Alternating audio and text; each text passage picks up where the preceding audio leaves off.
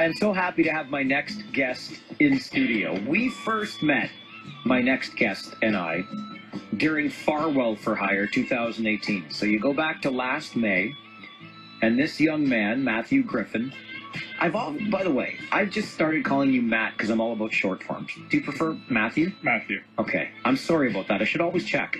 So Matthew reached out to me via email.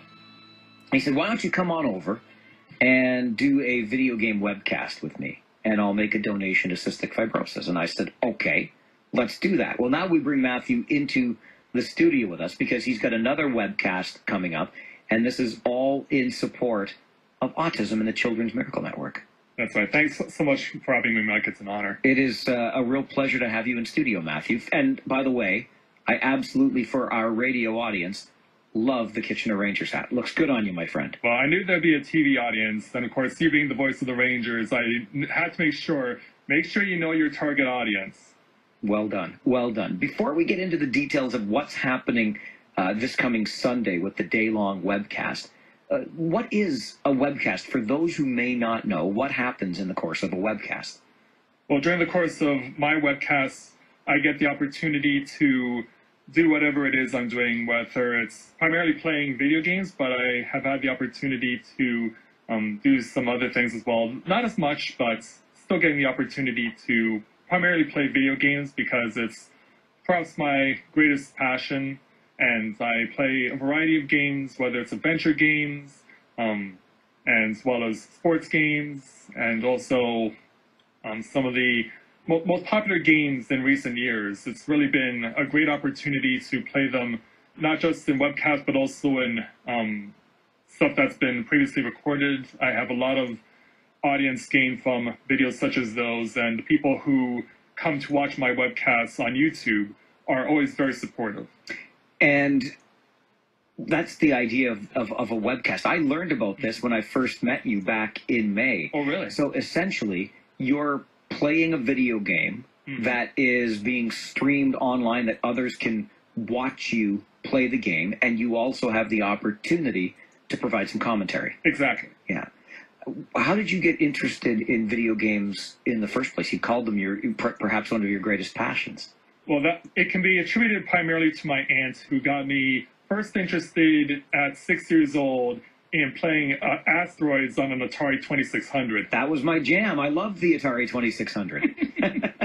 I bet you were better at Asteroids than I was.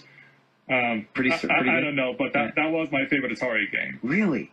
So your aunt gets you hooked on Asteroids on the Atari 2600, and the rest is history. Absolutely. See, I don't know if you noticed when you and I did the webcast together back in May, but I'm not much of a video gamer anymore. I used to be really good at the Asteroids and the Pac-Mans and the Froggers that were on Space Invaders. Berserk was one of my favorites on that. I remember Berserk. Do you remember Dodge 'em? I think so, yeah. Okay, yeah, see, the Atari 2600 was my thing. The Donkey Kong, all of those games. But then games got so sophisticated, and they really have. So you were very patient with me, but I wasn't much of a player. And we played one of those sports games. Yeah, Rocket League. Rocket League. It was kind of soccer-esque. Yeah, but primarily soccer, where you use rocket-powered cars to hit the ball around. And I guess I should point out, I gave Mike the opportunity to choose the team name, and he chose the Rebels. And so, yeah, anyone watching or listening to this at Eastwood Collegiate, Farwell's got your back. That's right, exactly. Even though I went to St. Jerome's High School, go figure. But yes, it was a name that sounded pretty local. So, okay, what system are you playing on now? On PlayStation 4. Okay. That's where I do all my webcasting on. I also have my Wii U, as well as my PS3 and 2 as well. So I do still hold on to a few of the old consoles whenever I need to go back and remind myself of great memories of long ago. That's good for you. So you'll go back and play sometimes some games that you haven't played in a while? Yeah. Do you have a favorite game today? Oh. Hard to choose. It's like picking your favorite kid, isn't it? Well, I'm not married and I don't have kids, so not exactly a question I can relate to. It's too hard, though, to pick a favorite game? Yeah. Yeah. Have you ever played Fortnite? That's the one I hear about most. Yes, I will be talking about that as we discuss this further. Okay. Well, let's talk about what's happening on Sunday. So what does a day-long webcast look like? What is this all about? Well, what we're doing is we're taking the opportunity to play 3 different games over the course of the event on Sunday, and this is in support of my 25 years of autism webcast, and this is to commemorate 25 years since I was officially diagnosed with autism. So it was on October 15th, 1993, I was officially diagnosed at McMaster Children's Hospital in Hamilton, which is part of Children's Miracle Network, and a lot of people that I know have family members that have been supported through Children's Miracle Network, and we're very grateful to be able to do this for them. And so is this webcast intended to do a little bit of fundraising? It is. So all the money that's being raised is being raised for the Children's Miracle Network through its Extra Life program. And Extra Life was founded 10 years ago in Dallas by a radio station there. They use video games as a way to encourage people to donate and to support, and it's just become a very popular event for Children's Miracle Network, one of the most popular video game fundraisers, and video games as a charity fundraiser are very popular. Well, perhaps the most popular, aside from us, is the semi-annual Games Done Quick, which raises millions of dollars every year for charities like Doctors Without Borders. So video games have come to play a very pivotal role in charitable donations. How can people participate in your webcast this Sunday? How can we go about making donations and helping this along? All right. Well, first of all, they can visit my YouTube channel at Novora Autism, Novaura, and they can also follow us on Facebook, because we're offering a number of ways for the audience to use their donations to directly interact with the webcast. So during the morning session, we will have the opportunity to, from 8 a.m. to noon, play Final Fantasy XIV, which is an MMO adventure game.